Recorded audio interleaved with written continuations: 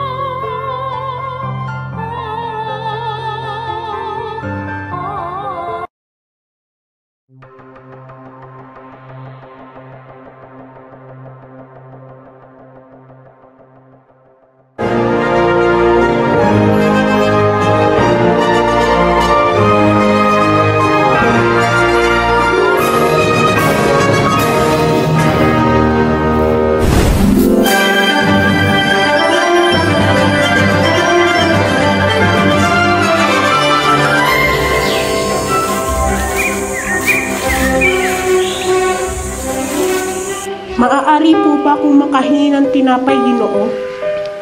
Tinapay, hihingi ka? Opo. Kahit konti lang? Para niyo na pong awa. 2 araw na po ako hindi kumakain. Hindi maaari. Wala akong pakialam kung 2 araw ka nang hindi kumakain. Ang mahalaga sa akin, marating ko ang pupuntahan ko ng busog. Sige na, at malayo pa ang lalakbayin ko. Umalis ka na. Istorbo.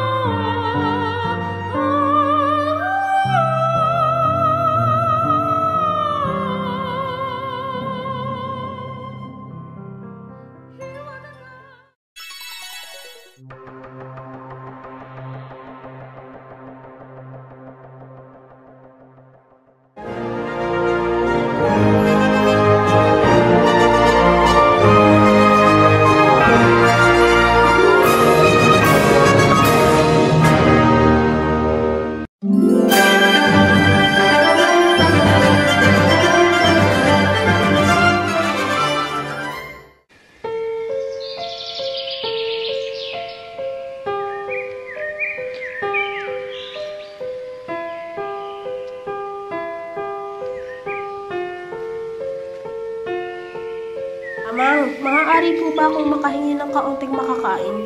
Gutom na po ako. Para niyo na pong awa. 2 araw na po ako hindi kumakain.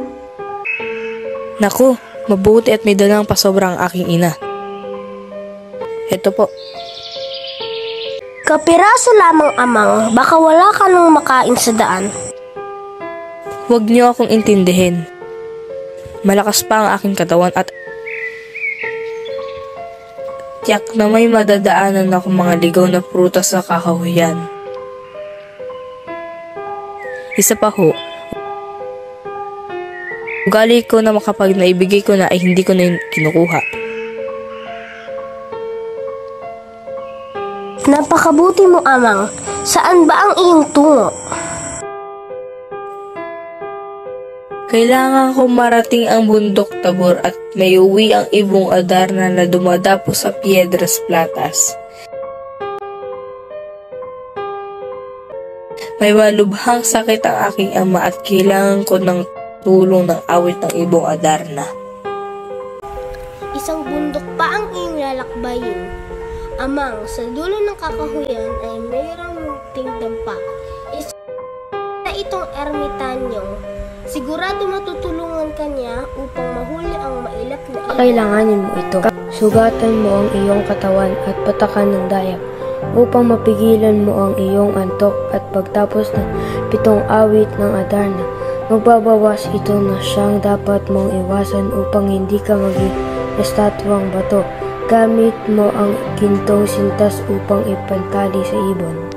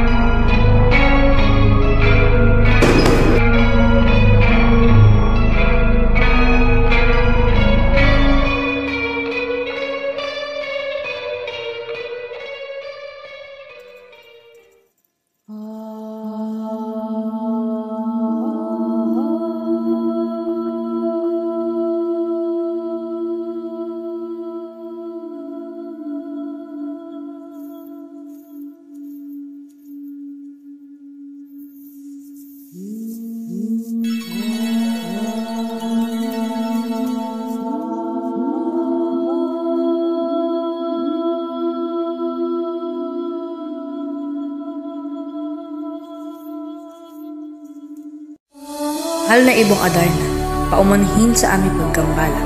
Nakikiusap ako na pagalingin mo ang aking amang hari gamit ang itong tinig.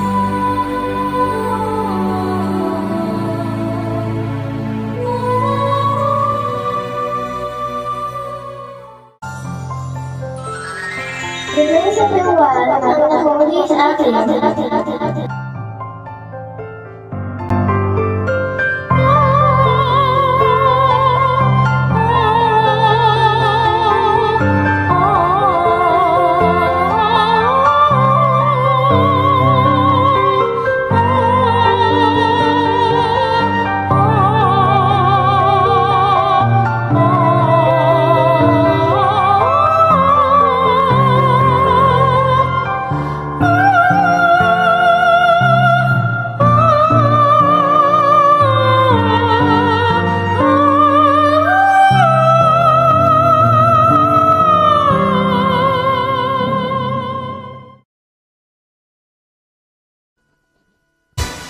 Nang bunyi ang buong Berbanya sa paggaling ng Haring Fernando sa pamamagitan ng awit ng ibong Adarna.